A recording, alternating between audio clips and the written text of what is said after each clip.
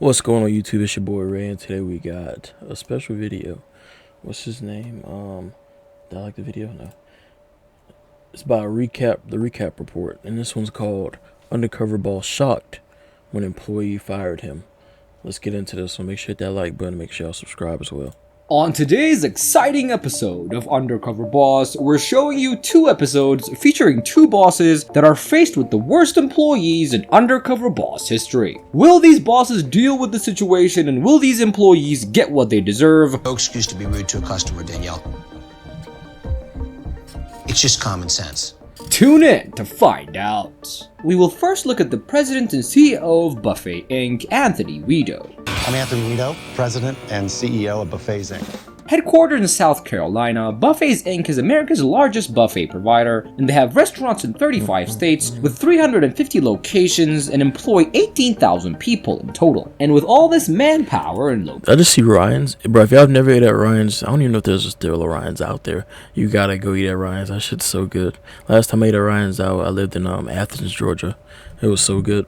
Locations, Buffets Inc. serves more than 100 million guests a year and earns more than $1 billion in revenue. Buffets Jesus. Inc. was started 30 years ago as a small family restaurant, and they soon became very popular, and they expanded really fast. At their peak, the company had a revenue of $1.7 billion, but the company was not able to sustain the growth, which led to multiple bankruptcies in just 5 years. Anthony was brought in to fix this mess, and he'd made the company stable in just 6 months, and he believes that he was made for this job as he grew up in the family restaurant business and he knows everything about it. Anthony wants to go undercover because he's still new within the company, and he wants to use the opportunity to visit the restaurants and see how things are going on the inside. He'll be going undercover as Mike, a construction worker, competing for business funding to change his life. While I'm undercover, I'll Bro, they went all out. They giving him fake tattoos, mustache, everything. be posing as Mike, a construction worker competing for business funding to change his life.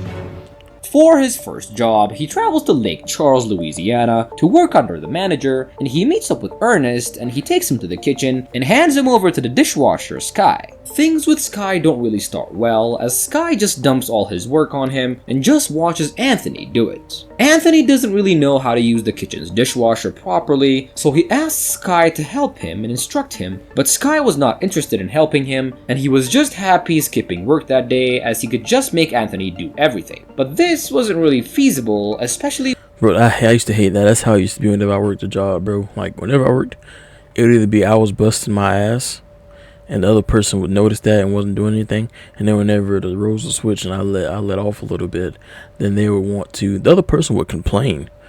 You know how crazy that is to deal with every day? Like, they're not working at all. They're not doing nothing to help you out. But as soon as you stop doing, what you're supposed to do so they can work, they have to work, and then they start complaining to the boss. You know what I'm saying? Like, that used to piss me off, bro. Thank God that I had cameras one time. We had cameras one time. I was like, look at what I was doing, and look at what they were doing while I was doing that on their phone and stuff. You know what I'm saying? Like, I've never been like a snitch or a hard person to work with, but I'm all about fairness too. with the lack of experience that Anthony has. But things don't stop there, as Sky becomes more condescending and insulting to Anthony as time goes on. Sky wasn't really happy that Anthony was asking for help and starts to insult him, and Anthony gets frustrated with the way that he was getting treated, and he doesn't even get a proper break as there was still a lot of work to do, and he gets angry and decides to talk to Ernest in private. Anthony then goes to Ernest and asks to talk to him in his office, and as they leave, we hear Sky insulting him back in the kitchen. Dude was aggravating out of me with his ponytail. Trying to tell me, you only gave me a 1 minute training, bitch, you're only here for a day. And Anthony reveals his true identity to Ernest and tells him about Sky, and he tells him that the way that Sky is interacting with employees is toxic, and that as the manager, Ernest needs to remove that kind of person from the restaurant. Ernest agrees that something needs to be done and plans to talk to Sky alone. Anthony then leaves the restaurant without finishing his shift and reports his encounter with Sky to headquarters. After his disastrous first undercover job, Anthony travels to Fresno, California to work as a cashier. He meets up with Michelle, and just from the start, these two have a good communication, and Michelle teaches him how to properly greet customers and operate the cash register. And although Anthony starts slow with her teaching, he does pretty well as time goes by. Later, he learns that Michelle is a very hardworking woman who was also taking care of her mom since she was young. Michelle's mom has been diagnosed with cancer, and Michelle has been the sole person to take care of her. Shelly was telling me about her mother. I had, honestly, astounding. And it's always the best people that are going through something that to work with, bro. Honestly, because I remember whenever I used to go through stuff, bro, I would love to be at work instead of being at home and realizing, you know, what I was going through in that time period. Like, not saying there was something going on in my household, but like just in general, you know, life is going life. So, you know what I'm saying? It always felt better to be at home. I mean, better to be at work than at home, just with all your thoughts in your head. You know what I'm saying? Extremely strong young woman. Michelle also has a dream of becoming a criminal profiler, but she doesn't have the money to go to college. The next day, Anthony travels to Colorado to work as a grill cook, and he meets up with Joey, who teaches him how to grill a steak. Anthony was pretty good at this job, but when the lunch rush comes, he couldn't keep up with the customers' orders, so Joey had to help out. What I see in Joey that I really like is drive to improve his stake in life. And that's hugely meaningful to me. On their break, Anthony learns that Joey used to be a dishwasher, and with hard work, he's now become the restaurant's cook. But this wasn't the only thing that Joey was aiming for, as he plans to be a manager one day. A manager here, that's what I want to go to. Yeah. But for my own business, I want to still be a cook. For his last job, Anthony travels to Alexandria, Louisiana to work as a server. He meets with Whitney, who takes him around the tables and shows him how to interact with customers and take orders. Anthony then tries to do the job by himself, and although he was good at taking orders, he was very awkward while talking to the customers. Mike needs to work on how he speaks to the customer, how he approaches the customer. If you guys been coming here a while or not? While on their break, Anthony learns that Whitney has 2 daughters, which she and her husband support, but since their job doesn't really pay well, she's at risk of getting evicted from her apartment soon. My landlord literally gave us a 2-week notice. We have to find a place to stay now. Finally, Anthony's undercover time comes to an end, and he invites his employees to one of the restaurants to reveal his true identity. First in were Ernest and Sky, and Anthony lets out his frustration with Sky and confronts him about his horrible behavior. Sky then apologizes for his behavior and explains it was because he was trained that way. Ernest also believes that Sky can change, so he and Anthony decide to give Sky a second chance and retrain him properly. Sky was grateful for the second chance and promises that he won't. That is true though. Some people do train you shitty, so in that case, that turns around the other person that they have to train in the future. You know what I'm saying? Because in their minds, it's like, I had to go through this fire, you do too. You know what I'm saying? I had to learn that by myself. You do too, so I get that. But still, it's not a good thing to pass on though. You know? Disappoint. No, I get my own back, so it feel relieved. It feel real good. Next in was Joey, and Anthony was very impressed by Joey, so he offers to mentor him and also gives him $10,000 so he can buy a car. I'm a cook at Country Buffet. He wants to mentor me, and my goals don't seem too far away now. That's good. That's good. After that was Michelle, and she was a great employee, so Anthony gives her $15,000 as a bonus and another $15,000 so she can go to college to get her dream job. I can't believe what just happened out there. I'm shocked. I haven't had opportunities since my mom passed away. Last in was Whitney, and he tells her that he was very impressed with her and gives her a massive promotion that will double her earning, and then gives her $10,000 to pay off her car, and then surprises her with an offer to buy a 3-bedroom family home with everything paid off. What? I just got a house. It feels like a dream come true. That is the best way to put it. It is a dream come true. That's good. Let That's us now good. follow our next boss, the founder and CEO of GSI Commerce, Mike. I'm Michael Rubin. I'm the founder and CEO of GSI Commerce, and this is my creation. GSI Commerce is one of the largest e-commerce businesses, and they handle merchandise and shipping for other large companies and organizations like the NFL and MLB. GSI basically does everything from creating the websites to delivering the products to the customers. Mike loved business since he was very young, and when he was 8 years old, he started his own small business, which was selling stationery door to door in his neighborhood. By the time he was 21, he already had a business that was making $100 million a year. Dang. Being the founder and CEO of GSI, Mike is always busy. He's very obsessed with doing everything perfectly and growing the company even more, so he doesn't really have that much time to spend with his family. Mike wants to go undercover because he thinks it will help him improve the business, and the holiday market is here, and he wants to see how his employees are handling the excess number of orders that they get on this season. This will also be a good challenge for Mike, as he's always been his own boss, and he doesn't know how well he will do being an employee. He'll be going undercover as Gary Rogers, and his employees will be told that he's part of a documentary studying seasonal jobs. For his first job, he flies to Richwood, Kentucky to work in the fulfillment center. He meets up with Matt, who's a floor supervisor, and he takes him to a seasonal worker named Rochelle. Rochelle has been at the job for only 3 weeks, but she's very good at her job, and she first shows him how to load the delivery trucks, but the job was too hard for Mike as he couldn't really keep up with the speed of the upcoming boxes. She then takes him to another station so I ain't gonna lie, shout out to people that do these type of jobs. I don't know how y'all do it, but y'all get it done. Shout out to y'all though. Work on just stacking boxes. I've done it one time before. It was hell on wheels, bro. I worked there for about like a good week or two. I used to hate doing this shit, bro, because it's just back to back to back.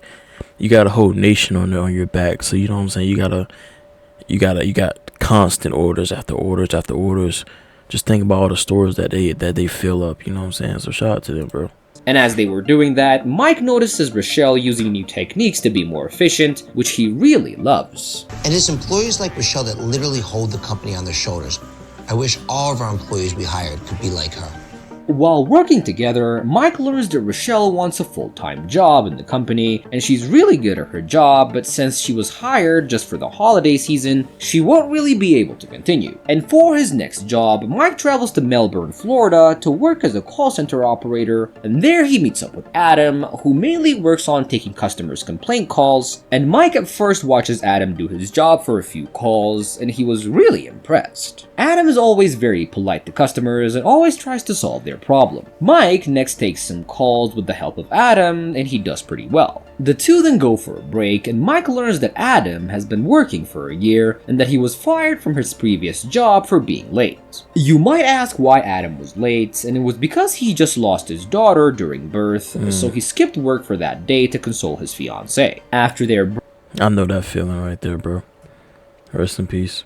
break, Mike goes to work with another employee named Danielle. And being confident in his ability, Mike takes the call next, but this call doesn't really go great, as this time the customer was not taking his offer. Adam tries everything that he can, but he couldn't convince the customer, and Danielle then gets frustrated and takes over the call, and she then immediately gets into a fierce argument with the customer, which really upsets Mike, as this is really not the way to talk to a customer that was having a problem. May I speak now? The whole point is, where is Elizabeth, not looking at his credit? You're not letting me talk. You're not letting me talk, so I can't help you, Elizabeth. Adam thinks about blowing his cover right on the spot, but before he can do anything, the call ends with the customer, as the customer just hung up the phone out of frustration. Adam then goes outside to let out his frustration and calms himself down, and Danielle was the opposite of Adam, as her only goal was just to win the argument instead of helping the customer out or fixing their problem, which is actually her whole job. The next day, those type of people piss me off. I ain't gonna lie. If you work in any type of customer service field, whether it's fast food or, you know, the job that we just seen, you know what I'm saying? You the one that want to work there. You got to deal with that. You know what I'm saying? Not everybody's gonna think the same. Not everybody's gonna have the same attitude whenever you pick up that phone or whenever somebody's next in line, or, you know. So you know what comes with that. You the one that want to work there. If you can't handle that, don't work there. Mike travels to Richwood, Kentucky to work in the fulfillment center, and he meets up with supervisor Greg and he hands him over to Shannon. Shannon teaches him how to properly take care of the boxes, and Mike tries his best to follow her lead, but he was too slow and only does about half of the required boxes. On their break, Mike learns that Shannon works 7 days a week to raise 2 of her kids, but since she's a single mom, she struggles to support them financially. They then go to start their next shift, and this time, Mike was motivated to improve his speed, but the sad thing about that is, bro, there's still multiple people out there that are like that, bro. There's still a lot of people that are out there to this day, and this will never happen to them, bro. They'll never get